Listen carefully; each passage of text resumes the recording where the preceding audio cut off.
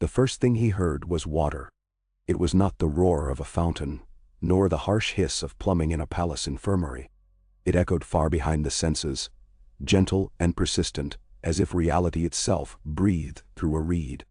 Each inhale bowed the world inward.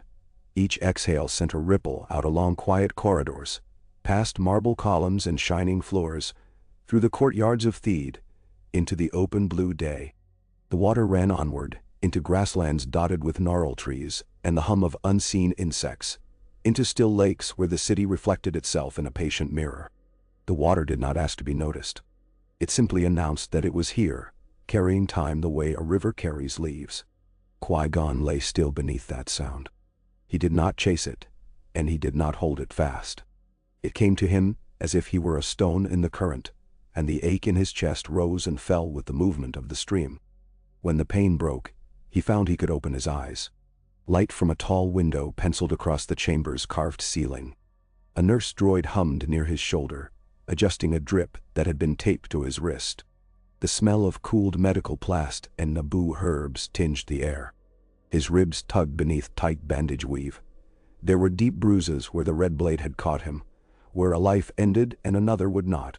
He thought briefly of the instant between the humming blades when the Zabrak's eyes, yellow and bright as coals, had widened in surprise, and he saw again Obi-Wan's face emerging above the bottomless reactor shaft, all focus and bright, terrible love.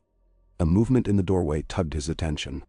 The boy stood there with a look that belonged on a man, and the uncertain posture of a child who'd woken in a strange house, and behaved as well as he could because his mother had taught him to. Anakin's hands were clasped hard together, knuckles pale, as if he were restraining himself from running forward and climbing up onto the bed. He had nursed many kinds of fear already in his short life, and he was determined not to feed another. "Master," Anakin whispered, then frowned at his own voice and corrected, softly, "Qui-Gon." Qui-Gon smiled. The bruises tugged at his skin, but the smile was not for his body. "I'm here," he said. "I've been listening to the water." Anakin blinked, as if testing to see whether this was a joke. He stepped in, cautiously.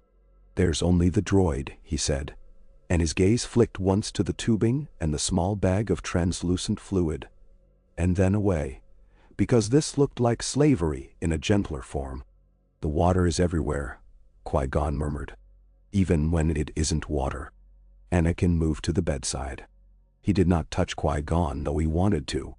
The boy's eyes were still reddened from smoke and victory lights, from too many hours spent in rooms where men congratulated one another, and women bent to embrace him and tell him he was brave.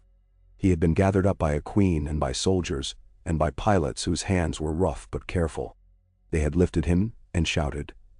And then he had slipped through a great crowd to where Obi-Wan stood, silent and covered in dust.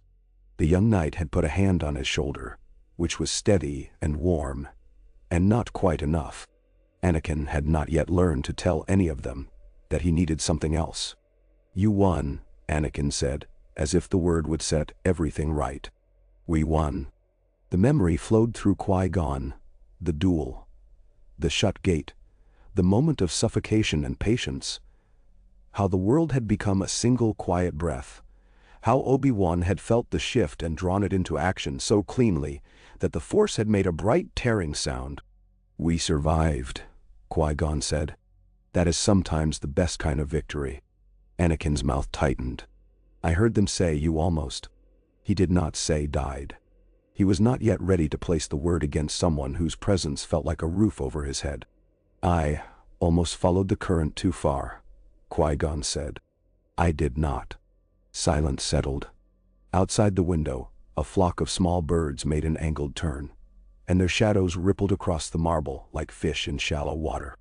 "Am I still going with you?" Anakin asked. He said it quickly, as if speed could steal the question past some barricade. "To Coruscant. To the temple. To become a—" He stopped, the word caught by the memory of a council circle, and the stillness of old eyes that loved him kindly and feared him greatly. Qui-Gon turned his head and looked at the boy clearly. It cost him something to move, and the cost made the movement honest. He saw the scars that the desert wind had etched at the corners of Anakin's eyes. He saw the stubborn idea of freedom in his jaw. He saw beneath both the tremor that had nothing to do with the body. The boy had slept poorly. He had refused sweets in the celebrations because the sugar didn't feel like the right thing in his mouth. He'd asked where the parts of a fallen droid had gone, not because he wanted to play with them, but because he wanted to understand endings. "You are not going to the temple," Qui-Gon said. He watched the words land and waited a heartbeat so Anakin would not mistake him. Then he added, "You are going with me." Anakin breathed out and in. And in the small piked wave of that breath, the world steadied. "You mean I'm going to be your learner," he said. Pride crept toward him, cautious and bright. It was not vanity. It was the relief that comes when one's path is named aloud. "My Padawan," Qui-Gon said. He felt the word, and all the years he had loved it. "If you want this." Anakin's answer was nothing an adult would have composed. He gave a small, choked laugh, then a fierce nod, then gripped the bedrail with both hands and whispered, "Ice," as if he were telling the world a secret that might vanish if anyone else heard. He swallowed, steadied himself, and asked, "And Obi-Wan?" "Obi-Wan will be a knight," Qui-Gon said. "He already is. He'll stand on his own very well. He will pretend not to look back at us and then do plenty of looking." "Then so." Anakin's smile came smaller and cleaner. "He pretends not to look at anything when he looks at everything," he said with surprising accuracy. Qui-Gon closed his eyes, letting the ache and the river coexist. "Yes, it's a way he loves. We must let each person love in their way." Anakin drew little circles on the bedrail with a thumbnail, as if tracing the current of a thought. "Will they be angry?" The other. He was not sure if he was allowed to say masters. "Some will," Qui-Gon said. "Anger is like weather. It moves in and out. It changes. No one owns the sky." He opened his eyes again. "Anakin." "Yeah? I've made a promise to you. But there are other promises too. To the one who raised you, who bought your freedom at a price no credit can match." He chose his words carefully, so he would not put a new weight on the grief already present. "We will not leave her to worry forever." Anakin did not move. The droid ticked softly, measuring heartbeats, counting them as if they were coins. The boy's hands stilled. He looked down at them. When he spoke, his voice was stubbornly even. "Wada won't sell her." "He wouldn't." "Wada will sell anything," Qui-Gon said. "But we will not twist him to it. We will do it cleanly. If we cannot, we will find another way. You will not bear it alone, do you hear me?" Anakin looked up. The stubbornness softened into belief so readily that it made Qui-Gon's own breath catch. Because such trust is the most breakable thing. "I hear you," he said. "Good. Now, tell me about your ship," Qui-Gon said, because the boy needed to talk about something else. The one that flew when everything else was telling it not to. Anakin's mouth curled, and the river shifted into laughter, and the room grew wider. He slept that night, and woke in a ship's cabin high above Naboo. The silver vessel rose through cloud into black. Anakin pressed his face to the small round viewport long after other passengers had reclined their chairs, and a servant droid had dimmed the cabin lights. The planet's curvature made a quiet promise beneath him. He had never seen anything curve like that except a wheel rim or the back of his mother bent over a table. The ship hummed at a pitch he could taste behind his teeth. It was well tuned. If he had owned a tuning fork, he would have held it to the floor. He whispered to himself what he would do with the engines if they were his to tend. A slight adjustment here to the baffle, a cleaning to the intakes, a clever spool change to lower the resonance at load without losing speed. He whispered to the ship as if to a living thing, and he did not notice the door sigh open. Qui-Gon did. He was not a man who stood silently in doorframes to watch children sleep. He came in when he came in. The cabin lights were the faintest blue. He sat opposite and folded himself down as if his legs were cranes settling over water. He was not yet free of pain, but the pain seemed a sort of tide that had learned the shape of his shore. Anakin turned, saw him, and made room on the long bench without being asked, a courtesy learned in small houses. "You didn't sleep either," Anakin said. "I slept enough," Qui-Gon said. "Sometimes listening is sleep." Anakin considered that. Did the water tell you anything?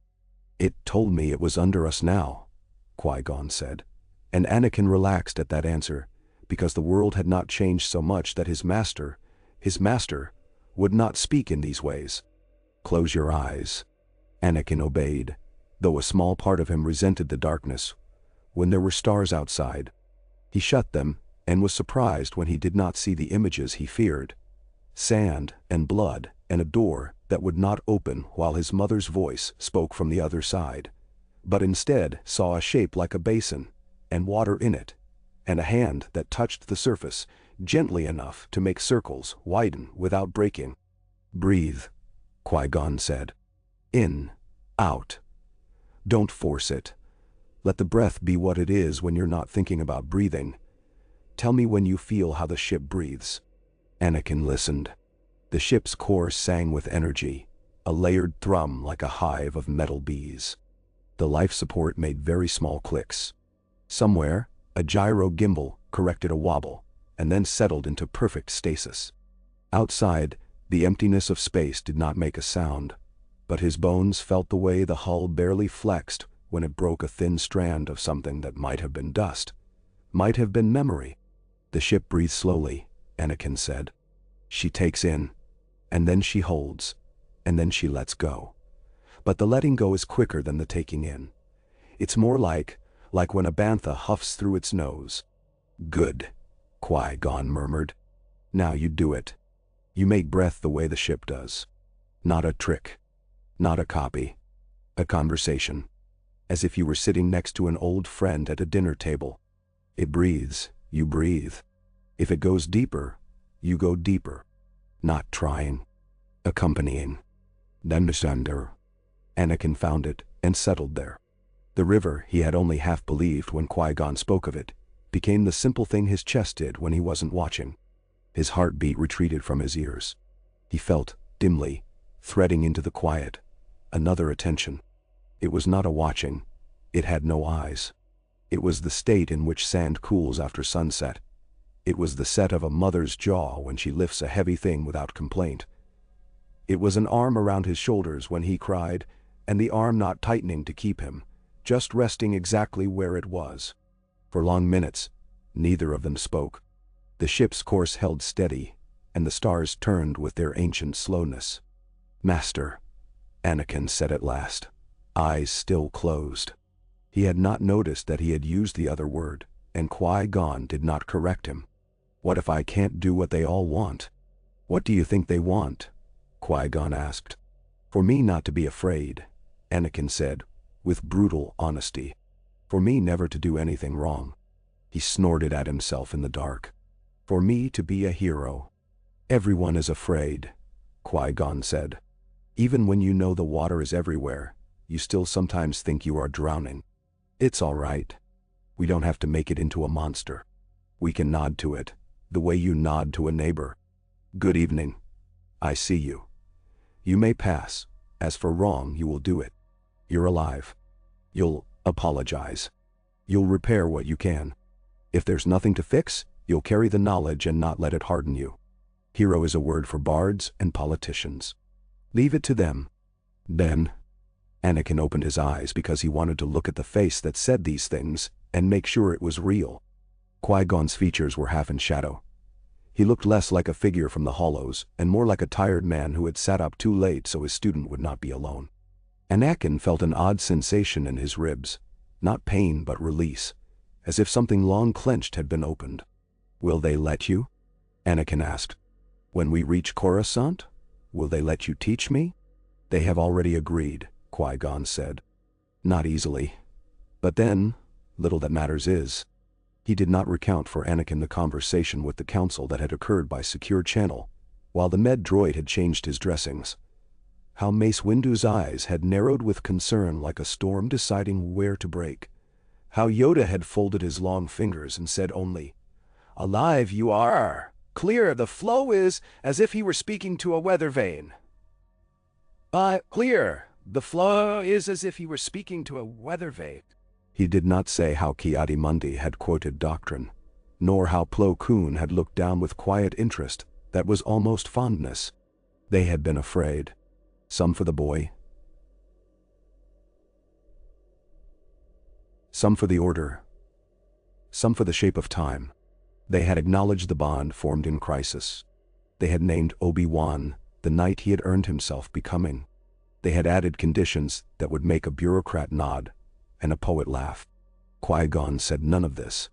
He simply said, "They have agreed," and saw the relief soften the boy's shoulders until he looked, for one tiny moment, his age. Anakin slept then, a crooked sprawl of elbows and scars and trust. Qui-Gon watched him sleep as the ship slid into the hyperlane and left its silver myth behind. He did not try to see the boy's future. He listened to the quiet and kept vigil with the water, and when the aches became insistent, he breathed with them until they were part of him and not his masters. Coruscant rose like a sun that had forgotten it was a planet. The first sight of it through the cockpit ports was always the same. A sheet of city curved inexorably into itself, until it seemed the bright skin of an animal breathing slowly in its den. Anakin stared in astonishment and suspicion both. He had never trusted so much stone. He had never trusted so much sky at once either. The ship descended along the safe vectors through trafficked air that glittered with vehicles, past towers that seemed indecently tall to someone who associated height with being able to see a storm coming. The Senate's petaled dome lay like an open hand. The temple reached up like a cluster of tapered bones carved in a sacred place and left to stand as reminders of losses endured. They crossed a receiving platform sleek with rain that had fallen an hour before and evaporated for the most part, leaving behind the scent of metal, warmed by cloud. A temple representative met them with a bow. A woman with hair braided back, lines at the corners of her eyes from squinting into distance and smiling both. She did not touch Anakin. She did not ignore him. She gave him the acknowledgement that a pilot gives another pilot. It steadied him more than the few celebratory words spoken in corridors lined with banners. There were formalities that had to be answered with formalities. Qui-Gon endured them without impatience. He had never despised forms. He simply refused to let them organize what they did not understand. Obi-Wan came to him in a quiet room with green light pouring through a narrow window and took his hands. No words were needed, and so they did not say many. "It seems," Obi-Wan said at last, "that I must learn what it feels like to be without you." "You've been learning that all year," Qui-Gon replied, and his smile gentled the truth. "You're better at it than you think. Remember what we taught each other, not the rules. The other thing." "The pause," Obi-Wan said, and his mouth twitched. "The part where everything could go several ways at once, and you listen until one of them starts talking louder. That's the one," Qui-Gon said. "Don't be afraid to stand in the pause, even when the people around you are desperate to fill it. That's when you'll hear the thing that saves the day or the person." "Now." Obi-Wan looked at him and then past him, to where the boy stood with his hands folded as if he were waiting at a mechanic's counter for a part to come in. "You will show him how to stand there," Obi-Wan said softly. "He will be the kind of man who wants to run at the problem and break it. He'll also be the kind who wants to fix it so carefully you won't even see his hands move. He will not know how to choose. He'll need that pause." Qui-Gon nodded. "I know." He squeezed Obi-Wan's fingers once, then released them. "You'll come by. Not to check on us. To drink something that tastes terrible and makes us talk philosophy we'll regret in the morning. I plan to pretend it's for the boy's sake," Obi-Wan said. "It will be for mine." They parted with warmth, not ceremony. Anakin watched this without envy. He understood something important in the way their shoulders leaned, and the way they did not look back. He tucked that understanding away where he kept the memory of Qui-Gon promising that the distance to his mother would not be forever. The temple at Coruscant was the cool place all heat longs for. Anakin had imagined a cave with lamps swinging. He found instead broad stone that angles made gentle, windows that made the sky the fourth wall of every room, floors that stayed the same underfoot so that the bones of one's feet could trust them. Children's voices rose and fell in the creche, bright and undesigned. He looked at them without bitterness. They looked back at him without awe. They were used to ships and heroes passing through. They had their own legends, which were usually about someone making a fool of himself falling into a fountain, or someone else smuggling in a baby lizard and pretending not to know where all the insects had gone. "Your quarters," Qui-Gon said, and showed him a room that was as simple and clean as a hand. A narrow bed, a shelf, a low table carved with an old pattern of waves that had been worn smooth by hands, a viewport that gave him a slice of city and a swath of sky. Anakin ran his hand along the table's water carving and felt the edges against his palm. He looked at the bed and measured its length with his eyes, and understood how it would feel in the night to stretch his toes until they met the wood at the end. He said nothing, because the silence had a particular weight that meant the room would meet him halfway. "First lesson," Qui-Gon said, standing by the doorway with his hands tucked into his sleeves. "We will not rush." Anakin turned. "But there's so much." "There will be even more if you hurry," Qui-Gon said. "We'll begin with the room of 1,000 fountains." The room was a great garden with pools and delicate channels, and places where water fell in sheets, thin as thread. Light came in from above and scattered itself on everything. Anakin stopped at the threshold because the sound made something in his chest want to crack open. He had known water as coins counted out into a dealer's palm for a hose. He had known it as a ration. He had known it as the taste of a day's wages. Here, it was not counted. It sang over stone as if to say that being alive could be this, and still be sensible. Qui-Gon did not speak. He led Anakin to a place where the stone was warm and the nearest fountain made a narrow, ceaseless ring. They sat.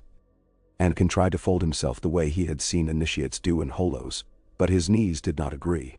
He found another shape and let his legs accept it. The fountains did their 1,000 small things. "We will do nothing for a while," Qui-Gon said. Anakin's face registered brief horror, then determination. He shut his eyes and tried to do nothing with all his might. He failed brilliantly. He did everything. He measured breaths. He chased thoughts like flyers, trying to shoot them down. He named the flow patterns he saw behind his eyelids. He remembered with a sharpness that hurt the exact smell of the soldering iron he had used to build his first little droid out of parts that would have been thrown away. He, by accident, suddenly did nothing. The difference was as simple as a shift in temperature. He stopped insisting, and the world arrived. He did not make silence. He noticed it. And then, of course, he noticed that he had noticed, and the moment passed. He glared at it without opening his eyes, and then couldn't help a small grin. "Good," Qui-Gon said, as if they had been sitting together inside the same joke. "That's the thing. Not catching it and pinning it down. Catch and release." They sat longer. The nothing returned. It did not stay. Neither of them asked it to. After that, came little practices. The wooden blade that did not pretend to be more than it was. The small orb that pricked with light and hovered with its own personality, which was basically spiteful in the way of things that had no mouths. Qui-Gon did not bark corrections. He asked questions at the ends of sequences. "What did you notice? Where did you feel the pivot? What did you do the breath before you failed?" He laughed when Anakin admitted he had imagined throwing the training remote into one of the fountains. "As long as you imagine it first," he said. Fewer dense, fewer stern glances from the quartermaster. He did not keep Anakin from the workshop. He took him there on a morning when the sky over Coruscant was silver and low, when the sound of traffic seemed to brush the temple rather than strike it. The workshop smelled of oil and resin and stone dust. Old tools lay in drawers with the affection of dogs asleep at their master's feet. He introduced Anakin to a craftsmaster with fine hands and a temper he kept in a locked box that he opened only for himself. The man's eyebrows did not rise when Qui-Gon said that this boy built things the way other boys played games. He took one look at Anakin's fingers as they drifted toward a tray of emitters and said, "Well, don't stand there like a peg. Show me what you think goes together." Anakin forgot to be polite. He leaned. He laid pieces out in sequences, his mouth moving soundlessly. He reached for a soldering wand. It felt like being allowed to stand in the cockpit again, with a whole wide sky open before him but no hurry to cross it. He made a mistake and fixed it. He made a second mistake and swore under his breath, the same way he had sworn in a back room on Tatooine when something broke, and there was no money for another. The craftsmaster heard the oath and hid a smile in his beard. He had heard worse from younglings raised in cloisters. "You'll need a crystal," Qui-Gon said later, when the hilt was still a hilt and nothing more. "But not yet. You'll know when. Then die." Anakin looked up from the small device that was not yet the thing it would be, and the not yetness pleased him. He wanted to hurry, and did not. He thought of the fountains. He put the hilt down carefully and wiped a smear of oil on his sleeve. The Chancellor asked for an audience. The request came through channels that had always existed and were suddenly busier. A war without a name, because to name it would make it real, lingered at the edges of news feeds. Words like closer union and security forces floated up into holos and dissipated like steam. The Senate had a new head, and searched the face of that man for relief.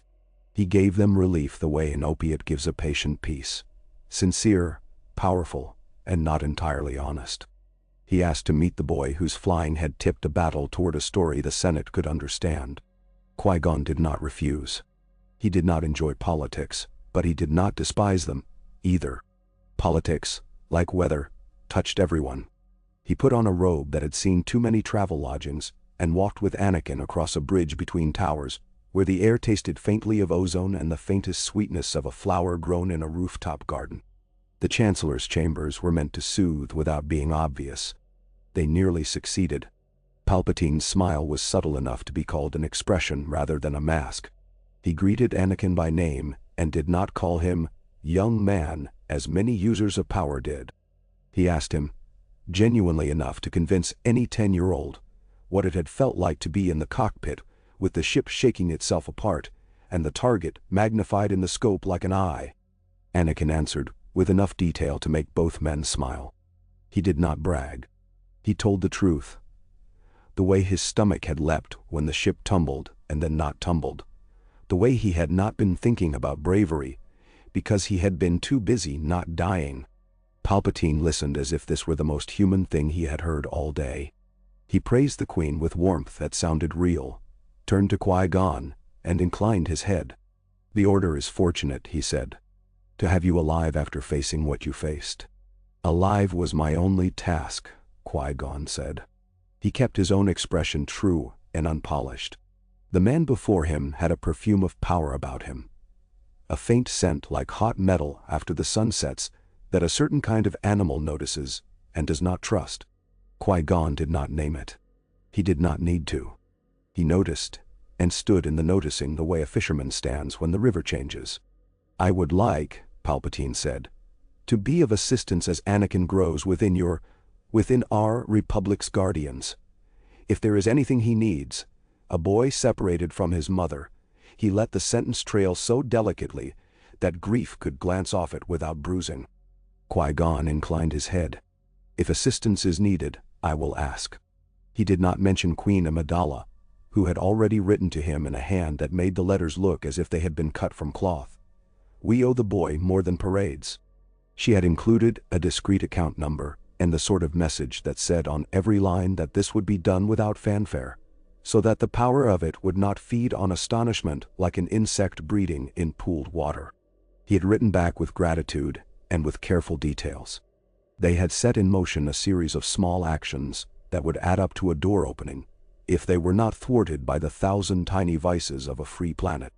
"Anakin," Palpatine said with a warmth that could heat a room, "if ever you feel your talents misunderstood, remember that public servants exist to serve everyone. We are not above the people. We are the people assembled. My door is open." Anakin, who had never yet lived in a city with a door large enough to be called a door, took the sentence at face value and nodded. Qui-Gon said nothing. He watched the weave of the conversation, and he did not pull it. There were days then that made a pattern. Morning practice at the fountains, until the body understood that strength comes from softness well used. Afternoon in the workshop, where metal surrendered its secrets to a boy who loved secrets for the joy of making them speak, and not the joy of holding them. Evenings in a small kitchen attached to their quarters, where Qui-Gon cooked 3 meals, only but cooked them well. A stew that tasted of root and patience, a flatbread that pleased Anakin's mouth because it reminded him of home and not of homesickness. Tea that was bitter enough to improve thought. They did not speak every night about Tatooine. They did not need to. When the subject rose, Qui-Gon met it with the same steady gaze he turned on a training form. The credits moved through the invisible river that connects those who have much to those who have little. Watto proved as stubborn and as predictable as any creature who had survived by eating the margins. He argued a price that would have embarrassed a pirate. Qui-Gon did not force him. He did not haggle the way a boy with a wrench in a dusty shop would. He let the river wear down the stone with persistence, and found, in the end, another angle that made Watto think he had won. It would take time because everything that did not break took time. Anakin woke one night from a dream that smelled like heated metal and dried blood, and stood at the viewport with his forehead against the cool permaglass and whispered his mother's name once. He did not notice the sound of the door open because he had been the one to open it, not with keys, but with the ache in the room. Qui-Gon stood beside him without touching him. Everyone who goes on a journey, Qui-Gon said, not loudly, wishes for two things: to be where they are going and to be where they came from. It's an unfair wish. It tears you in two. If you stand in it long enough, the tear becomes a seam. Ow. Will it hurt less? Anakin asked, and the honesty made him a man for a moment. It will be less lonely, Qui-Gon said. And then it will be something the river carries that no longer bruises the banks. Anakin nodded because he had no breath for words. They stood without fixing anything. The moonlight slid along the city's bones. A ship blinked and went dark and then blinked again like something breathing. The council summoned them for a conversation that was not a test, and felt like one. Mace Windu's gaze was the kind of problem a student wants to solve correctly, because he knows the teacher will be fair. Yoda's eyes were as weary as an old forest full of birds and storms. They asked questions about practice and patience and fear. Qui-Gon answered what he could. When they asked Anakin what he feared most, Anakin answered as if he were back in the cockpit. Doing something that hurts people because I thought it would help, and not knowing that it was going to hurt them until it was too late. Yoda's ears tilted. Honest, that is, he said. Wise, it may become. Mace's mouth twitched. And if your master is wrong? He asked. Not because he believed Qui-Gon would be. Because everyone is. Then I'll tell him, Anakin said, without hesitation. He looked at Qui-Gon, not asking permission. And if he doesn't listen, I'll wait. And if the waiting doesn't change anything, he'll ask someone else. But I won't do the thing just because someone older told me to. A breeze moved along the floor, or perhaps it was only the way the Force sometimes came like a draft under a door. Yoda looked at Qui-Gon. Stubborn, he is, he said. Dangerous it can be. Useful, it often is. We'll teach him to spend it wisely, Qui-Gon said. They left the council chamber with neither triumph nor chastisement, only a permission that felt like the rubbing of two stones together until they both warmed. Pack light, Qui-Gon said that afternoon, almost casually, as Anakin stowed his training blade and the hilt that was waiting for its heart. We're going to Tatooine. Anakin froze. The air in the room changed weight. He turned, very slowly, because he was not sure if the motion would break the moment. No. Now, Qui-Gon said. Sometimes the water asks for patience. Sometimes it asks for motion. I've been listening. I think Watto has too. And there's no sense letting him talk himself into a worse price. Anakin laughed, a short bark of joy, involuntary and clean. He tried to hide it. He failed. He did not try again. They took a small ship that smelled of solvent and cloth. They left Coruscant behind like a coat hung on a peg. The jump to hyperspace felt more direct this time, less like a miracle, and more like a skill done with dignity. Anakin sat in the co-pilot's chair and did not touch anything. His hands itched. He did not touch anything anyway.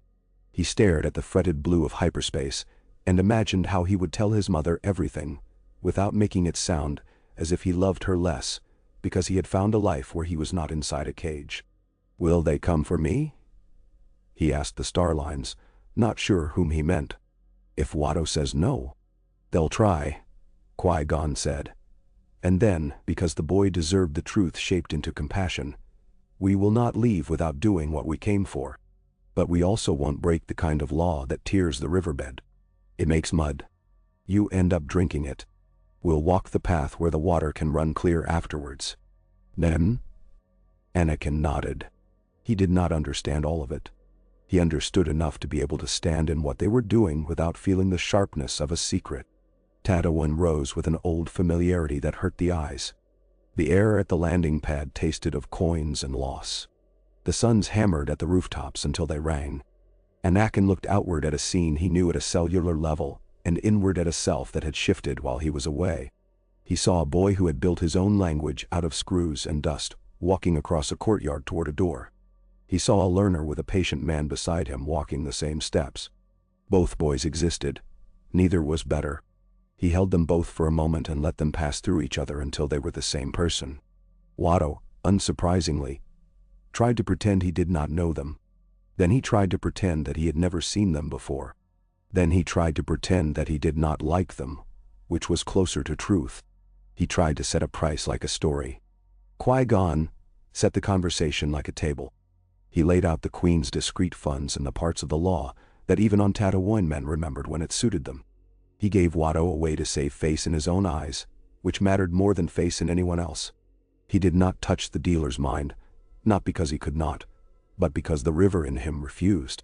Shmi came out of a room with a cloth over one shoulder, and the look of someone who has just been thinking about whether a pot will boil in time. She stopped when she saw her son, but she did not cry. The muscles at the corners of her mouth loosened instead, in a way that is usually private between a body and its owner. Then she took 3 steps and put her hands on Anakin's face, as if blessing a statue, and laughed a little, because he was taller than he had been, and because the light made a shape of him that was a man and a boy at once. She looked up at Qui-Gon, and saw kindness and stubbornness, and a sort of patience that made her more jealous than grateful. She had never been patient for long. She did not plan to start now. "You came back," she said to Qui-Gon without ceremony. "I am surprised and not surprised." "We said we would," Qui-Gon said. Words after that were simple, confirming and signing and handing over, and not saying anything about the ugliness of reducing a human to a line item, and then erasing the line as if it had not lived on a ledger for years. Watto put his thumb to a pad in a way that made him feel as if he were choosing, and not losing. He scowled, because scowling cost him nothing, and put a cloth over a part that did not need covering, because it gave him something to do with his hands. Shmi and Anakin walked out into the light. The silence between them for 100 steps said what words could not. Then they spoke at once and laughed and tried again. She asked about what the stars felt like inside a ship. He asked about the lizard that used to sun itself on the step and whether it still came. She said it had moved to another house and no one knew why. He said ships did that too. That night, they ate on the floor because there was no table that could hold everything they wanted to say.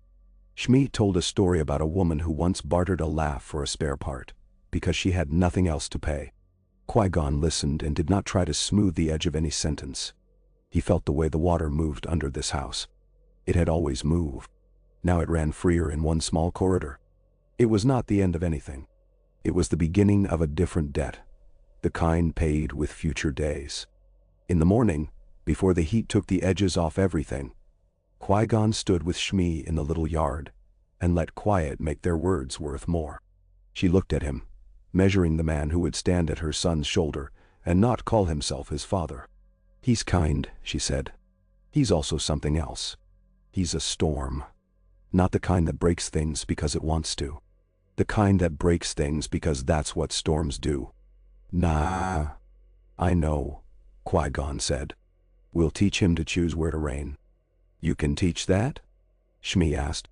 Her smile took the sting from the skepticism. "You can model it," Qui-Gon said. "You can stay beside someone while they learn. You can make sure the roof over their head is sturdy. And you can't make it so he doesn't want to keep people from getting wet." "No," Qui-Gon said. "I wouldn't even try." She nodded once. "Good. They left with less ceremony than a small town gives to an off-world trader. Tatooine did not care when people left. It cared when they stayed too long. Shmi walked up the ramp with a bag that contained almost nothing, and did not look back. Anakin looked back and forward both, and the pull between them felt like a coin in a pocket that rubbed the skin raw, until it made a callus. He would keep it. He would be grateful for the callus. He would rub it with his thumb when he had to choose between running and standing very still. Back on Coruscant, a rumor moved through rooms that usually swallowed rumors like rain. It said that Count Dooku, who had once trained Qui-Gon and walked the temple halls with a collected stillness that made younger members of the Order stand up straighter, had left officially, not just in spirit. It said he had walked into his home on Sereno, as if returning from a long trip, and found his estate hung with cloth that smelled faintly of dust and old power. It said he had spoken to men who did not belong to any government, and listened to their fears as if they were music he had commissioned. It said that he had met quietly with anyone who was tired of being told the old ways were enough. When the rumor became a message, polite, clipped, with that old-school courtesy that could be kindness or a veil, Qui-Gon read it and did not let Anakin see his face. The message said, "It would do us both good to eat a meal together where the food is plain, and nothing is expected of us but honesty." It suggested a place above the city where wind could reach them. Qui-Gon did not refuse. He knew the shape of the currents that had taught him to swim. He knew the places where those currents had grown bitter with age and dug hollows under the banks. He walked up long steps at sundown to a terrace paved in rough stone, and saw his former master standing with his back to him, looking down at a city that had no right to be beautiful and was. Dooku turned, and his face did a complicated thing. It softened, and held a line at the same time. "You were always too difficult to kill," Dooku said, not smiling. "Sometimes," Qui-Gon said, "I am less difficult than the waters that wanted to keep me." He held out his hands. They touched forearms, old comradeship worn smooth by years. "You're training the boy," Dooku said, as they sat. "They told me you would. They said you've become more stubborn with age." "I've become less interested in the wrong kinds of compromise," Qui-Gon said. Dooku's mouth twitched. "You mean the kind that tastes like ashes, and like someone else's triumph?" "I mean the kind that makes you smaller and calls it wisdom," Qui-Gon said. They ate the plain food. They spoke in a language that did not belong to the Senate. The wind moved their hair and made their robes flap in tiny flags that meant nothing. Dooku said the Order had become too attached to being useful. Qui-Gon said, "Usefulness was a poor god, but a decent servant." Dooku said the Republic could not hear the music of what it had become over the music of what it told itself it was. Qui-Gon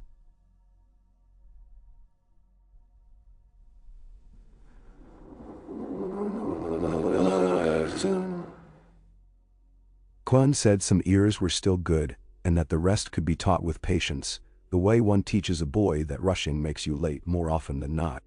Dooku mentioned security and the need for decisive action, said softly. Qui-Gon mentioned the need to listen long enough to know which decisive action didn't cut the wrong hand. They parted as men who love the same river and disagree about what to do where it floods. Anakin's training deepened the way seasons do. He learned how to stand in a crowd and hear a single heartbeat that needed his attention. He learned how to turn a blade so that the person attacking would exhaust themselves without losing their dignity. He learned how to recognize the moment just before anger became cruelty in himself, and how to let it pass without pretending it had never visited. He kept laughing.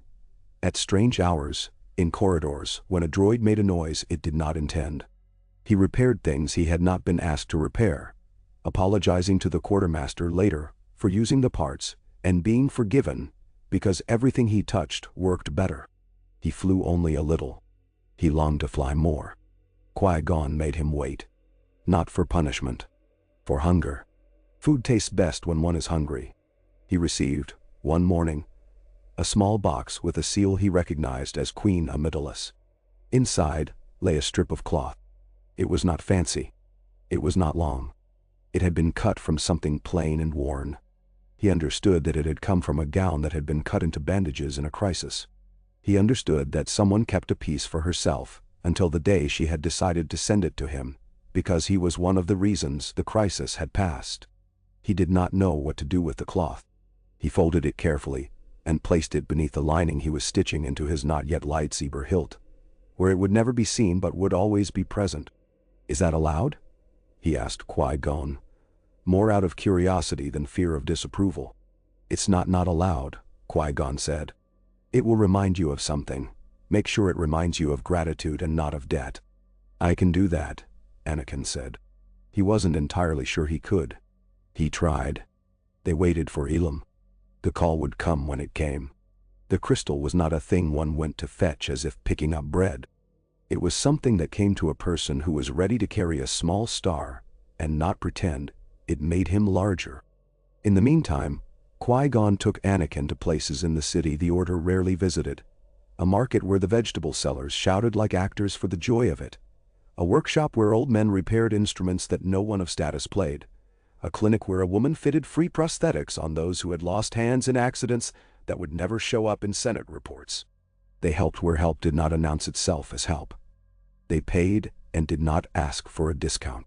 They ate bread that left flour on their fingers, and drank water that tasted faintly of copper, and smiled at a baby who stared at their robes as if the cloth contained fireworks. On the day the Ilum call came, it came like a note played in the next room, just clear enough to make a person stand and tilt his head. Qui-Gon felt it before Anakin did, and did not name it. He took the boy to the fountains and sat with him a long time. Then he said, "Put on your warmest things." "Where are we going?" Anakin asked, grinning because he already knew. "To listen to stones sing," Qui-Gon said. They went. The cold did what cold always does. It became honest. The cave's light moved across crystals in a way that made time feel like a series of breath holds and releases. Anakin did not rush, largely because rushing would have made his feet slip, and because something about the place told him that haste would be heard and frowned upon. He walked until he was alone even from his master, and then he was alone even from himself, save for the sound of his breath and the old kindness in his ribs.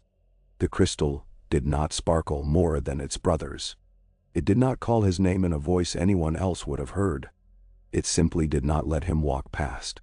He stopped and stared at it because the air had a different density in that spot. The way air changes when a door opens onto a kitchen where soup has just been taken off the boil. He reached and did not reach.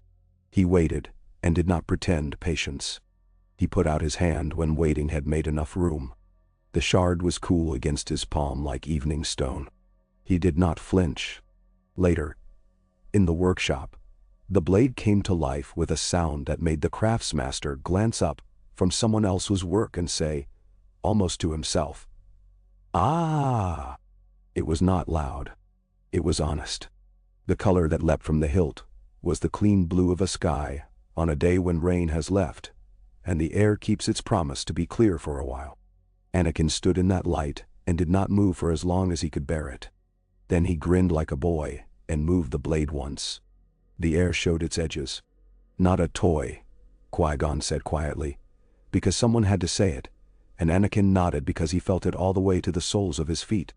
He slept that night with the hilt on the table, and his hand on the edge of the bed, as if to reassure himself it was there.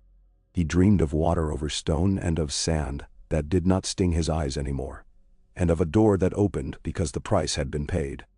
In the morning, before they had begun their practice, the temple shuddered with news. It moved not like a shout, but like a wind changing direction. A transport had been attacked on its way from a mid-rim world that carried no strategic importance, and therefore much. A senator who had begun to speak quietly about concerns that sounded like common sense, and therefore danger had gone missing. The name of Count Dooku was on the mouths of men who dreamed of expediency. The Chancellor made a statement with the right words and the right face. The council sent teams with steady boots and clean orders. Qui-Gon stood in the small kitchen and poured tea and watched the steam rise like thoughts. Anakin sat and tried not to vibrate with the desire to be sent, to help, to fix, to do. His hands clenched and unclenched on his knees. "Patience," Qui-Gon said. "I know," Anakin said. He meant it. He did not. "We will be where we are needed," Qui-Gon said. Anakin breathed. He tasted the tea that was too bitter without sweet. He did not ask for sweet. He drank it anyway. He had learned to let some things be what they were, and take their virtue as it came. There would be missions, and mistakes, and returns. There would be councils where patience tilted toward paralysis, and others where patience prevented a sword from cutting a house in half for the sake of speed. There would be visits to the chancellor's office in which kind words piled up like snow on a roof that no one remembered to clear, until it was heavy enough to creak. There would be encounters with Dooku, in which the older man would say things that had the shape of truth and the taste of poison. There would be nights when Shmi cooked in their small kitchen on Coruscant and scolded both of them for not eating enough. There would be a war, because the river did not stop old storms. But in all those things there would also be this: a boy taught by a man who stood beside him and did not flinch from the weather in him, who walked with him to the edge of every pause and waited there together, listening until the next right step made itself heard. And what that changed in the great weave, no one could say, because the only honest sentence about the future is that it is never a single road. It is a country with many small paths, and people walking them together until, just often enough, they come to the right turning at the right time and say yes. The first thing that changed was the smell in the air. Sharper, metallic, like the underside of rain clouds before the rain knows itself as rain. The temple had its own weather, and even the stones seemed to lean toward the draft of an approaching storm. Qui-Gon did not hurry. He cleared the bowls from the table one by one and set them into the washfield, and Anakin stood from his stool too fast and sat back down again because the suddenness felt wrong in his bones. The force swelled around them, and then thinned to a steady tide. Somewhere far above, the subtle bass of repulsor lifts shifted pitch as a sentinel craft changed its patrol arc. "We'll walk," Qui-Gon said, as if suggesting a stroll in a quiet district and not a descent into the temple's long corridors. "Let your attention stay wide. Not reaching. Not bracing. Listening. Then I wonder." They crossed an inner bridge where the light made long rectangles on the floor, past initiates in their pale tunics, past a temple guard whose pike hummed with the sleepy menace of a grazing animal. The guard's visor turned very slightly as they passed, acknowledging master and learner, weighing nothing, offering nothing, a piece of the temple's unadorned will. At a junction, Obi-Wan fell into step beside them, his stride contained, his jaw set in a way that meant he had already heard more than he wanted to. He did not interrupt. He altered the rhythm of his breath to match theirs, and for 3 breaths, they walked as if they had rehearsed this. "Level 117. Obi-Wan said at last. Low. A transport that wasn't supposed to matter started to matter. Dockyard manifests don't agree with Senate bills of lading. Someone is paying for quiet.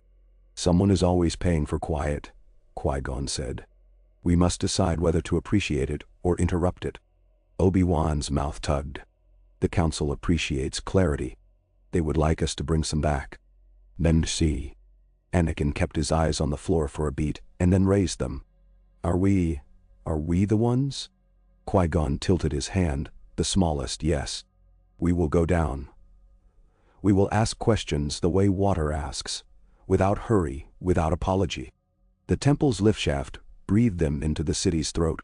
Level by level, Coruscant shed the high, clean scent of old stone, and traded it for the metallic perfume of a planet that had built itself so thickly that even its air had seams.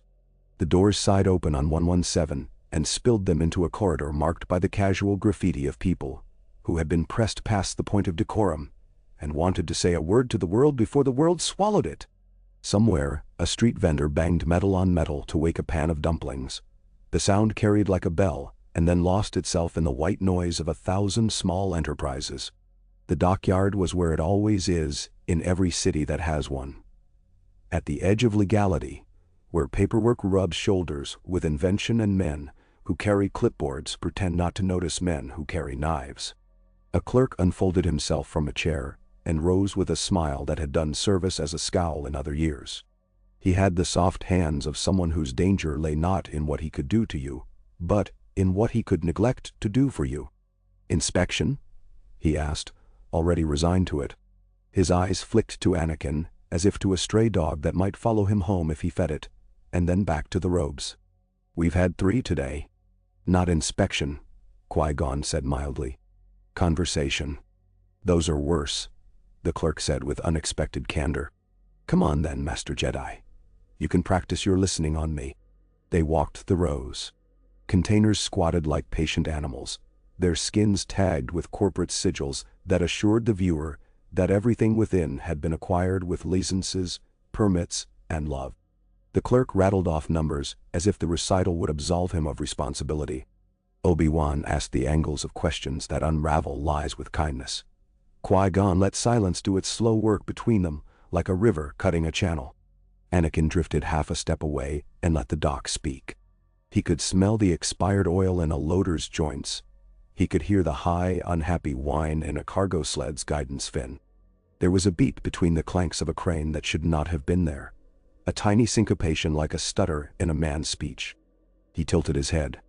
The crane's operator sat in his cab, reading a strip of newsfeed as if it owed him money.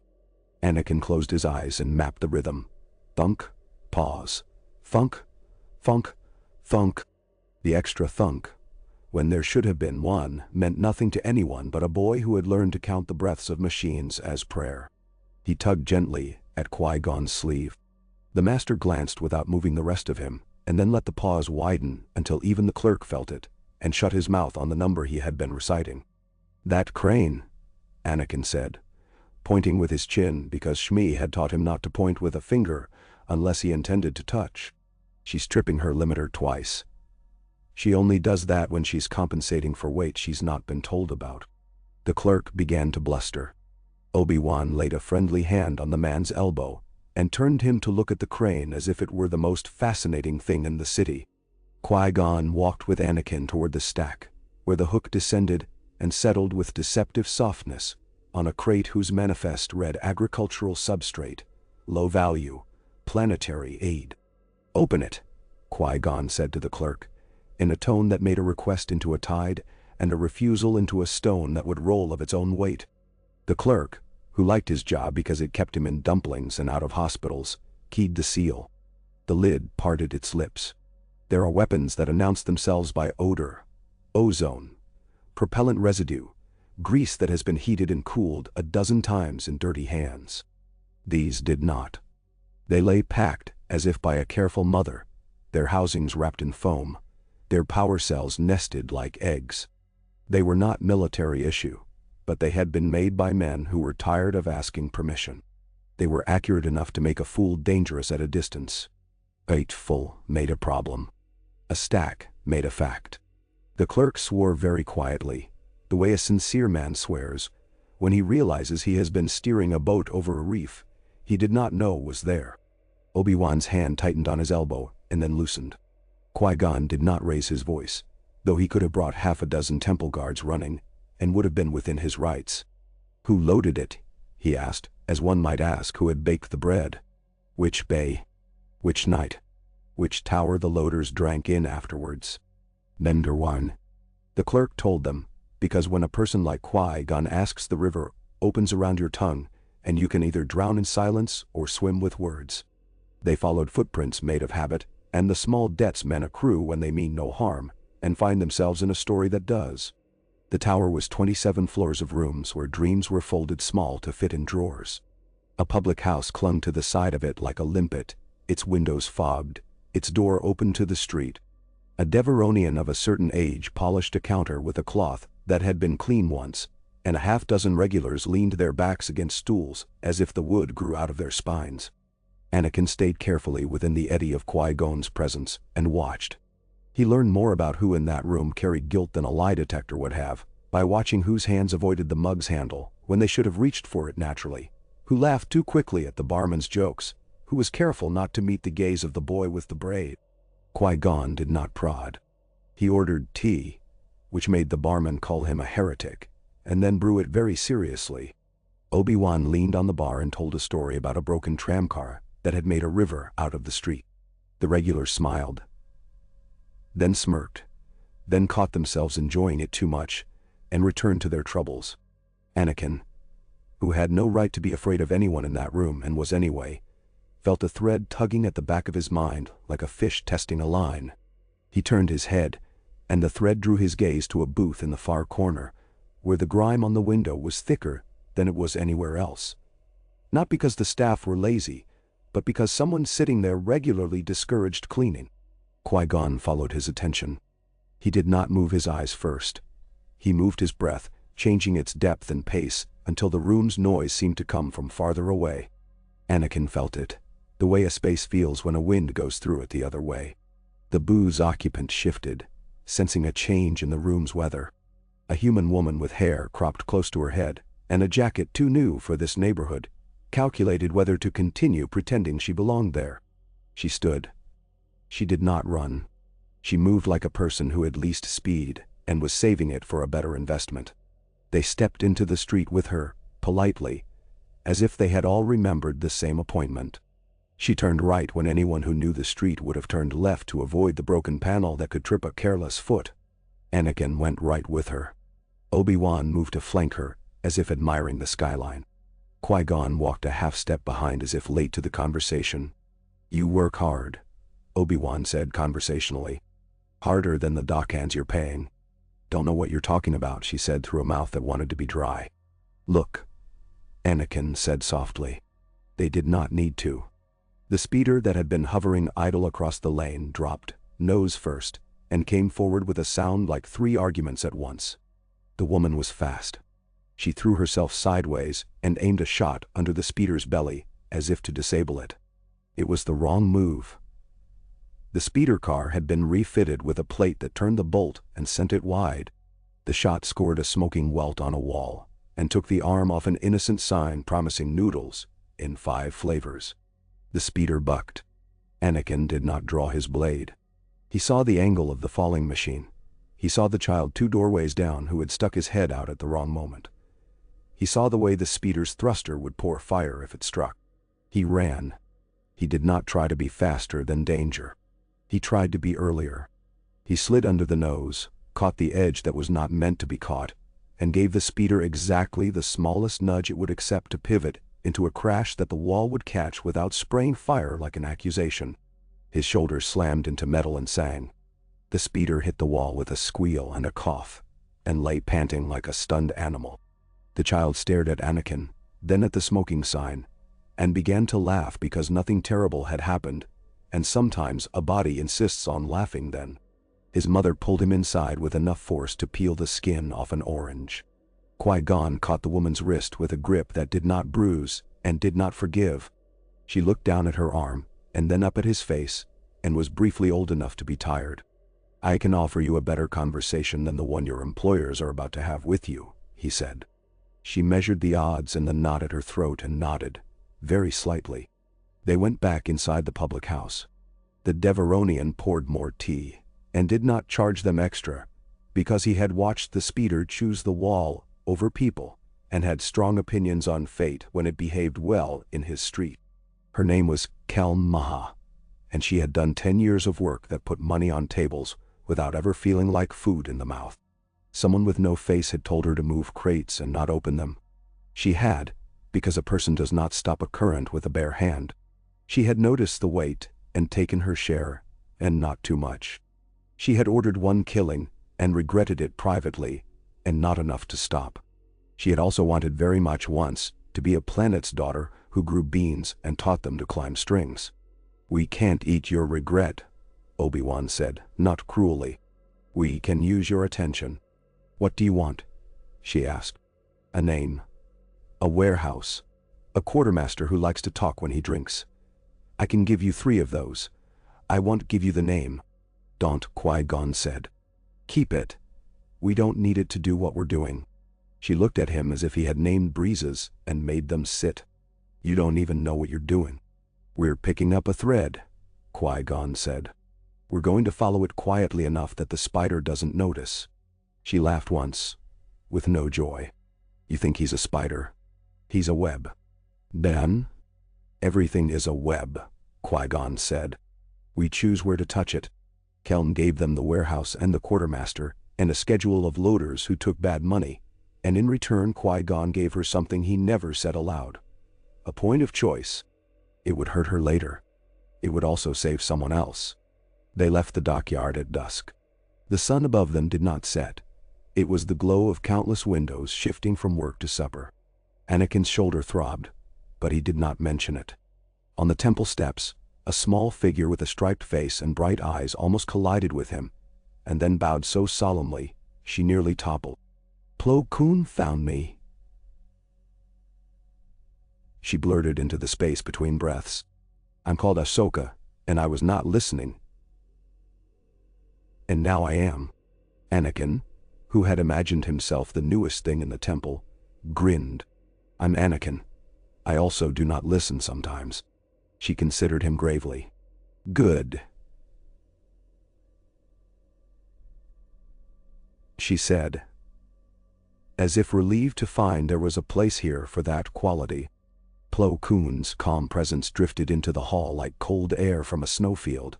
Ahsoka ran to it with the bouncing steps of someone who has never been truly tired yet. Qui-Gon watched them go, and felt a small, private gladness. The temple would need every child with strong eyes it could find. Shmi cooked that night, and the apartment took on the smell of cumin, and something sweet at the edges. She handled the pan with the deftness of a woman who had learned to cook in a kitchen where everything had two uses, and timing was the difference between a meal and a lesson. Obi-Wan joined them without having been asked. He brought a basket of fruit that looked like someone had designed it to be painted, and then forgotten to make it taste good. Shmi cut the fruit and salted it and made it useful. "You look like men who have found something and are pretending you haven't," she said as they ate, and Obi-Wan surrendered and told the story in a way that did not indulge him. Shmi listened without flinching when he mentioned the speeder. She looked at Anakin's shoulder and did not fuss, which was its own kind of gentleness. "You'll always have that to lift with," she said, tapping the sore place lightly with 2 fingers. "Better than lifting with your fear." Later, when the dishes were done, and the lamp had been turned low, she stood at the viewport and watched the city move. Qui-Gon joined her because she had made a habit of standing by windows, the way other women make a habit of prayer. "You're not trying to make him less himself," she said, not as a question. "No," Qui-Gon said. "Good," she said. "It wouldn't work." She glanced sideways at him. "You think you know that because you're wise. You really know it because you're the same." "And oh," he laughed softly. "I am less storm than I was." "You're more river," she said. "Which still floods." He did not argue. They watched the sky traffic draw lines between towers and thought, separate thoughts that ended in the same room. The warehouse gave them 3 things: pallets of high-grade conductor material no agricultural colony would need, power signatures from loading droids that had been wiped with more care than their owners usually bought for themselves, and the faint clinging scent of a temperate forest, as if someone had opened a crate in a place where trees breathed, then closed it quickly and the air had come along for the ride. "Sereno," Obi-Wan said, lifting his head slightly, not entirely trusting his own memory of the scent, or some other world that can afford to smell civilized. Qui-Gon did not smile. "The web touches us all." He did not take this directly to the council. He went to Dex Diner first, because there is a kind of information that comes better on a plate wiped down with a cloth than in a chamber inlaid with wood from 12 systems. Dexter Jetster folded his big hands on the counter and listened to the description of conductor stock, and the way the loading droids had been wiped, and the way the paperwork had been forged backwards with an old-fashioned flourish to make it look more honest than anything printed this year. "Whoever's doing it," Dex rumbled, "likes a story, likes to think he's the cleverest fella at the table, hires people who know how to cover their tracks but doesn't mind if we smell his cologne. That tells you something, doesn't it?" "It tells me he thinks he's a teacher," Qui-Gon said. "Or a priest," Dex said, and poured more coffee into a cup that had fallen in love with Obi-Wan years ago, and never left the diner. "You be careful with priests. They don't mind sacrifices." When they carried their calm into the council, it was received the way a stone receives a stream, altered imperceptibly at the edges, not moved. Mace looked at the evidence and at their faces, and at the way Anakin held himself at ease on the edge of the room, alert without asking to be invited, and he set his mouth. "We push, they pull back," he said. "We lean, they bend. We go to Sereno. We announce ourselves to a man who has announced only that he is no longer one of us. We have no charge to answer there. No warrant. Nendero. We have a smell," Yoda said, eyes half-lidded. "Real. Smells are. Paper, less so." Macy's gaze flicked to Anakin. "Leave the boy with the temple while you follow this thread," he said to Qui-Gon, not unkindly.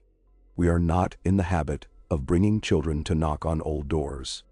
Anakin looked at Qui-Gon and prepared himself to accept whatever answer came. Qui-Gon met his eyes and let the pause be honest. "You'll stay," Qui-Gon said. "You and Obi-Wan will do something very difficult. You'll have a day in which you're not needed where your heart wants to be, and you'll be needed where you are." Obi-Wan's mouth bent.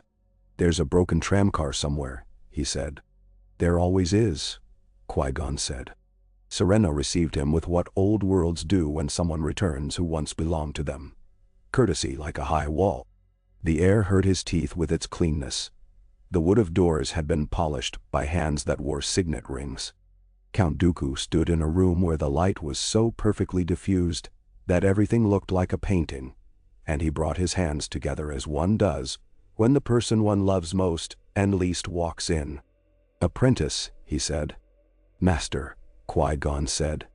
He did not bow, not because he was disrespectful, but because his respect was for the man Dooku had been, and not for the position he occupied now. "You are here without pretext," Dooku said. "Or rather, your pretext is so thin as to be almost honest." "Honesty is easier to carry," Qui-Gon said. "There are weapons moving in directions that end at rooms like this. I came to ask whether you will stop them, or whether I should." Dooku's smile was almost paternal. "You have not changed. This pleases me. I feared you would grow into a politician." "I grew into a teacher," Qui-Gon said. "It is more dangerous." "A teacher of a dangerous boy," Dooku said softly. "The child's face is in the news on 10,000 worlds. The desert makes hard, bright glass in the right heat. Be careful you do not cut yourself on what you sharpen."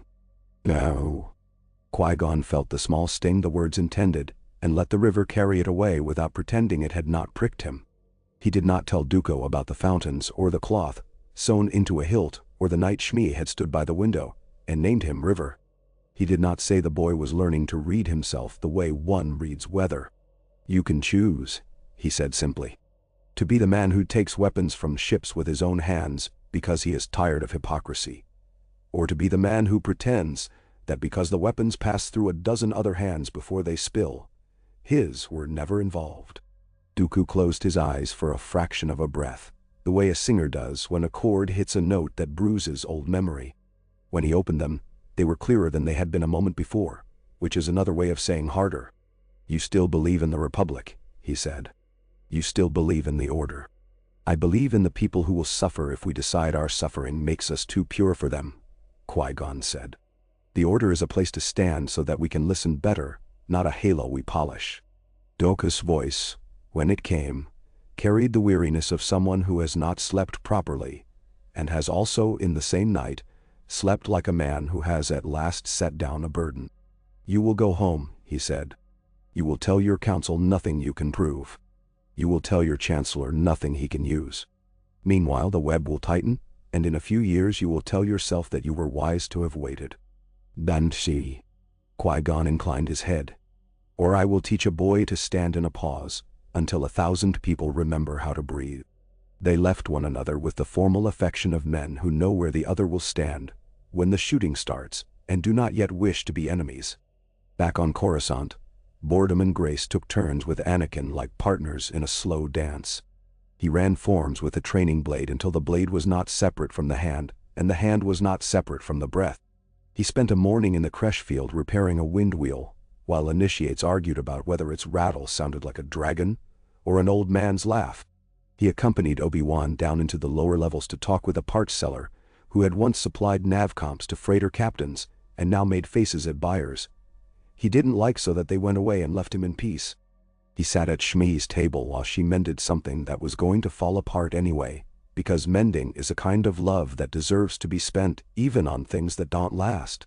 Palpatine summoned him once and spoke very gently about duty and talent and the burden of being exceptional in a world that is often mediocre. He gave Anakin a little model of a ship with a hand-carved stand and said, with that perfect humility that fits so well in the mouths of men who love power, "A small gift for a boy who has already given so much." Anakin set the model on his shelf and looked at it at night, with complicated feelings he could not yet name. When Qui-Gon saw it, he said, "It's well made, and nothing else." And Anakin felt both relieved and disappointed, and then laughed quietly at himself for wanting both. The thread from the dockyard led, as threads do, to more threads.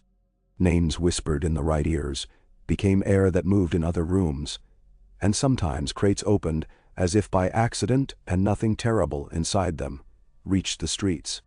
Cal Maha disappeared from her regular booth one morning and was seen 3 districts away serving soup in a shelter where no one asked who she had been before. Obi-Wan filed reports that said very little in very elegant sentences. Mace read them with a still face and put them aside. Yoda, who knew how to hear what an elegant sentence hides for reasons not entirely dishonest, said nothing aloud. Qui-Gon returned with Sereno's wind still in his hair and the light of high runes in his eyes, and went with Anakin to the fountains. He did not recount every word. He laid out the shape of the conversation the way a mapmaker shows a mountain range, and leaves the small paths to be found by feet. Anakin listened and then asked, "Will he be our enemy?" "He will be a man who stands against us," Qui-Gon said. "Whether that makes him our enemy will depend on what we do and what he does next." "And the Chancellor?" Anakin asked. He did not ask because he wanted permission to dislike the man. He asked because the room felt different after seeing him. "The Chancellor is a man with a great many windows," Qui-Gon said. "He likes to see his reflection in all of them at once." Anakin laughed, startled by the accuracy of the image. Then he sobered. "Is that dangerous?" "It is when the day grows dark," Qui-Gon said. "Reflections are hungrier at night." Training shifted as the seasons inside the temple shift, not with weather but with the quiet calendar of festivals and fasts, of Krish birthdays marked by cakes too sweet, and initiates who graduated to higher rooms who cried in the lift because they had not cried in front of their friends. Anakin learned to deflect blaster bolts until the training remote admitted, with a sulk in its beeping, that it would have to move faster next time. He learned to leap, and more importantly, to land. He learned a step in Soresu that made Obi-Wan's eyes brighten with pleasure, and made the Padawan too proud for a day, and then properly humble the day after. He learned to visit fear and leave it where he found it. At night, when dreams came with their old cart full of sand and heat, he opened the door to them and let them sit in the doorway and then sent them on. Sometimes he woke with his hand stretched toward the shelf where the ship model stood, and stopped before he touched it, and grinned, embarrassed by a feeling that had nothing to do with politics and everything to do with the way boys like toys. He took the model down one afternoon and gave it to Ahsoka with a solemnity that made her eyes widen. "For when you fly something that is not safe," he said, "so you'll remember that sometimes small things on shelves matter. You're weird,"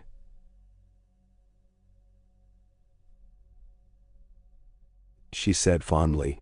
"I like it." When the next call came, it was from a world that barely appeared on Senate maps. Anshan was green and stubborn, with tribes who had opinions about city walls, and the rhythm of hooves, and the price of promises. The Order sent them because sometimes it is better to send people who know how to stand in applause than people who know how to speak 4 kinds of Senate, and none that a herder understands. They took a small courier ship that made contented noises when Anakin stroked its console and dropped out of hyperspace above a planet that breathed like a large animal in sleep. On the plains, the wind did its old, simple work. Qui-Gon stood with a clan matron whose braids had been worn smooth by rain and said nothing for 20 minutes, while she watched the movement of a herd and decided whether she believed anything said by men who wore city robes. When she spoke, She spoke of treaties as one speaks of fences. Useful until the flood, necessary until the grass grows through them. Anakin watched her hands and heard, beneath the prefabricated anger of people who have been told to hate something, the true grief of someone whose favorite river crossing had been altered by men who had never gotten their feet wet. They ate at a fire that could have burned in any century, and slept under a tent that sounded like rain even though the stars were clear. Anakin dreamed of a boy who had run circuits in a shop, while a woman hummed to herself over a pot, and of a man who had learned to wait beside a pool until fish came to rest in the shadow of his hand. He woke with his cheek cold and the smell of horses in his nose, and felt an unplanned gladness that he thought he ought to apologize for, and then did not. They made small promises, and kept them. They left with nothing written on paper and everything written in the way a clan watched the sky for the next week. Back on Coruscant, the city noticed them again the way a city notices a particular footfall on a stair. Palpatine sent a note in his own hand, praising their work in the woolly language of men who wished to sound like artists. Dooku's name drifted around the edges of rumors like a leaf caught in the wake of a boat. Sifo-Dyas sent a message to the council that made the room's temperature drop 0.5 degree.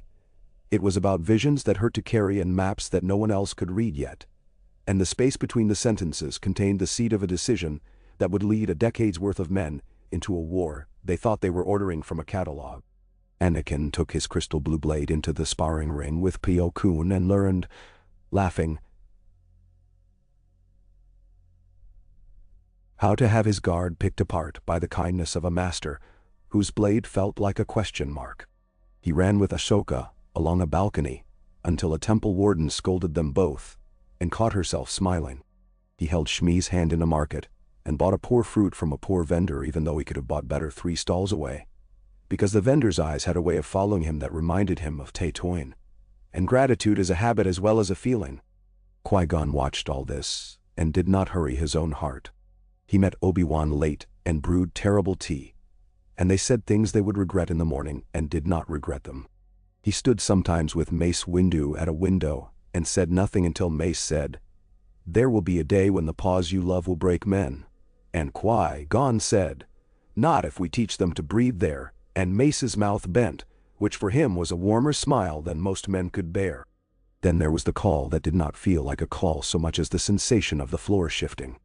A mid-rim convoy, medical supplies, refugee allotments, simple cargo that keeps worlds from coming apart, had gone missing between a corridor where pirates chanced their luck and a corridor where pirates knew better.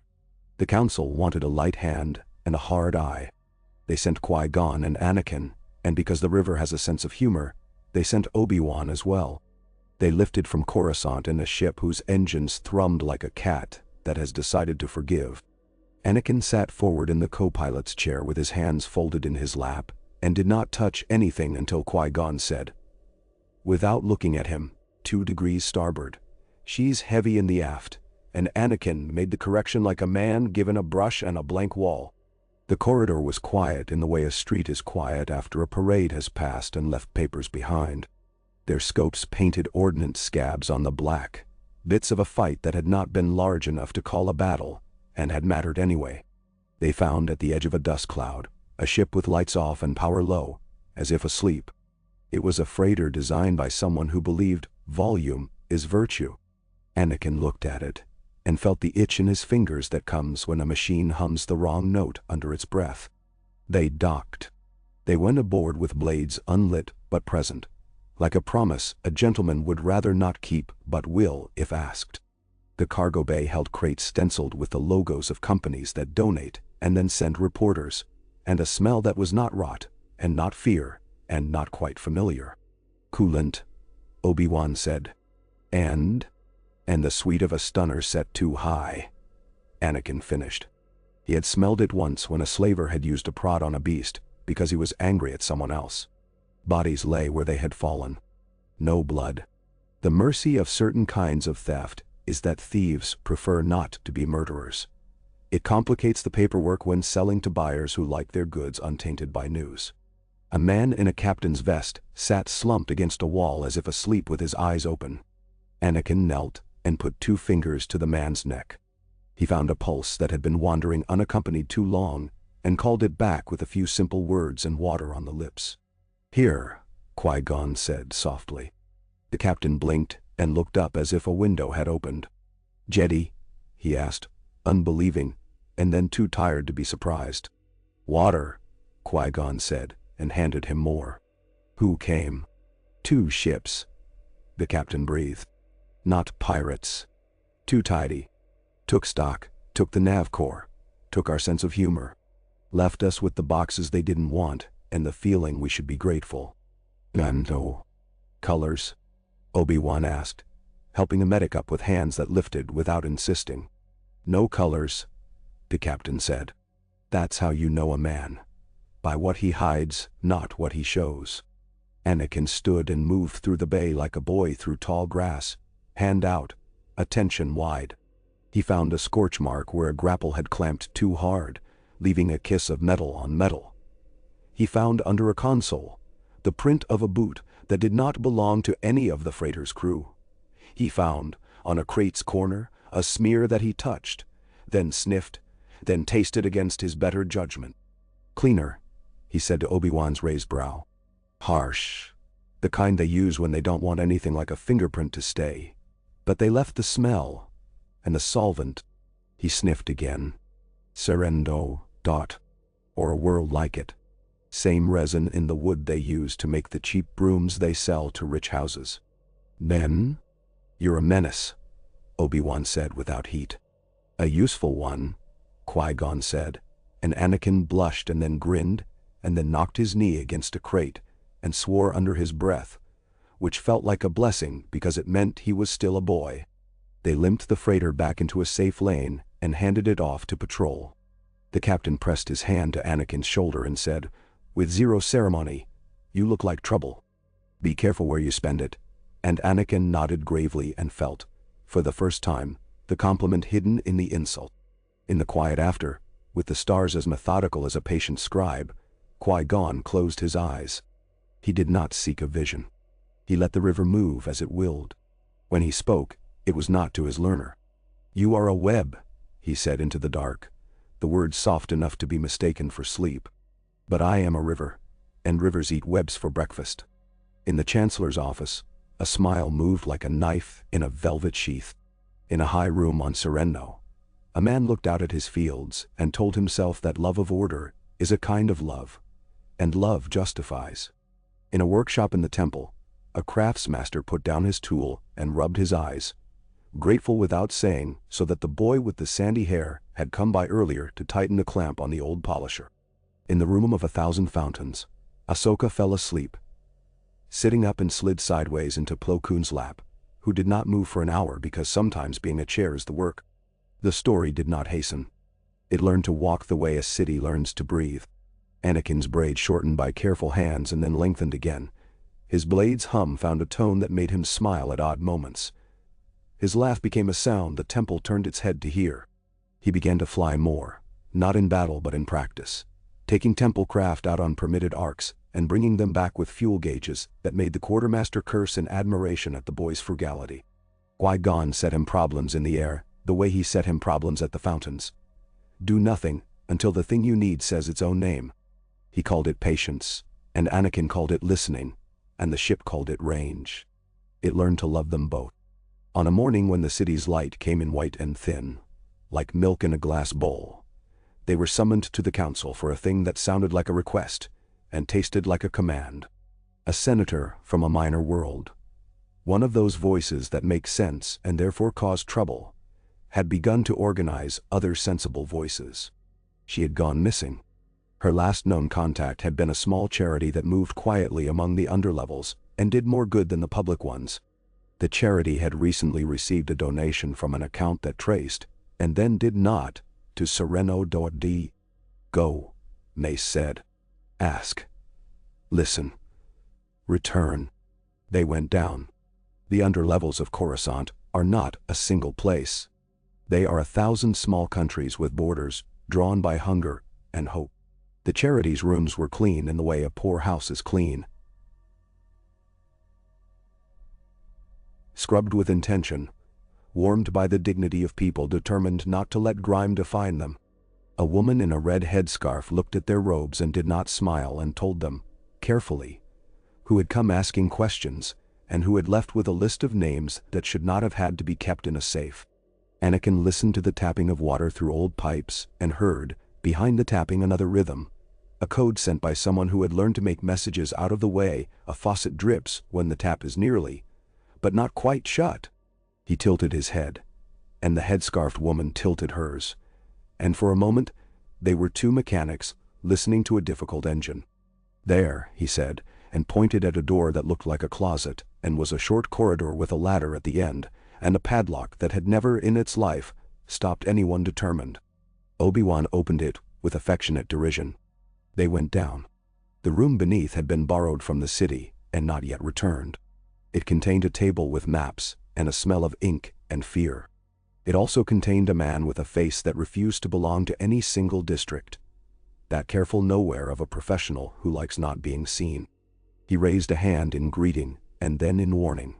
A pair of small spherical droids detached from the ceiling and glided with the eager malice of midges. Anakin moved because the droids moved. He breathed because he had been taught to in rooms where water did all the talking. The first bolt came straight. He did not bat it aside so much as invite it to choose a different future. The second came at a slant. He leaned and let it pass as if he had decided to trust it for once. Obi-Wan's blade flickered in the corner of his eye, cool as a rain shower. Qui-Gon did not ignite his weapon. He stepped forward and put his hand out and said, "Enough." The man stopped, not because he was compelled, but because the word fell into the room, like a stone into a well, and the well remembered being a lake. He looked at Qui-Gon and made a calculation that had nothing to do with his employer and everything to do with what he would someday tell himself about the man he had been. "They took the senator," he said, as if admitting to a fondness for bad coffee. "Off-world. 2 days ago. Transport listed as agricultural. Crew didn't ask questions. You won't find them by chasing. You'll find them by waiting where people who like tidy work bring their ships to be made tidier." "Then how?" "And where is that?" Obi-Wan asked, not pressing. "Lower ring of Qui-Gon," the man said. "There's a yard there that cleans sins. She calls herself honest and is, in her way. She just doesn't ask what a stain is made of before she washes it." Qui-Gon inclined his head. "Thank you." The man's mouth bent. "Don't. I was paid to slow you down. I'm choosing not to be good at my job today. That's not worth thanks. It's worth a drink when we're old." "Then we'll hold you to that," Qui-Gon said, and the man laughed once, a sound like a hinge that had finally found oil, and disappeared into the city that had birthed him. They surfaced into light that tasted of river and brine, because the air recyclers in that district were old and borrowed the ocean's language when they were tired. Anakin looked at the strip of sky and saw in it the faintest crescent of a ship, with its lights dimmed for quiet travel. He felt, in the river that ran through him and everything, the small shiver that means arrivals and departures and choices. "Qui-Gon," he said. "Qui-Gon," Qui-Gon echoed. Obi-Wan shook his head with a rueful smile. "I had planned to sleep tonight." "You will," Qui-Gon said. "On a ship." To the sound of a hull being patient. They left Shmi a note and kissed her cheek, and let her scold them for not bringing cloaks, because water on Qui-Gon falls sideways when it is in a mood. They passed the room of 1,000 fountains, and took some of its courage with them, the way a traveler takes bread. In the hangar, a temple mechanic, who had once shared a bowl of soup with Anakin on a night the cafeteria had been closed, waved them off, with hands that smelled of grease and good intentions. The stars unfolded like a well-kept map. The ship settled into its lane as a body into a familiar bed. Anakin watched the nav readouts, and the weight of the engines, and the breath of his own chest, and felt all three become a single conversation. Qui-Gon closed his eyes and listened to water far away. Obi-Wan leaned back and let his mind sit lightly on the place they would land, the questions they would ask, the yes they would try to make someone say. "Master," Anakin said after a time, Not because he needed to break the silence, but because words wanted to be put out into the room like candles. If we find her, if we bring her back, and if the web doesn't like it, will the web come for us? Yes, Qui-Gon said. Sometimes it will. Sometimes it will go very still and wait. Either way, we will continue to be ourselves. Da. And if being myself is the problem? Anakin asked, the honesty a clean cut. Then you will become more yourself until the problem changes shape. Qui-Gon said. He opened his eyes and smiled into the dim. A blade does not become safer by being dull. It becomes safer by being guided. Anakin breathed and felt the ship breathe and thought of fountains and deserts, and a woman's hand on his cheek, and a count's hard eyes and a chancellor's perfect smile and a friend's terrible tea and a girl's solemn laugh. The river moved. The web waited. The ship went on, steady as a promise made in a temple whose stones had learned, over centuries, to listen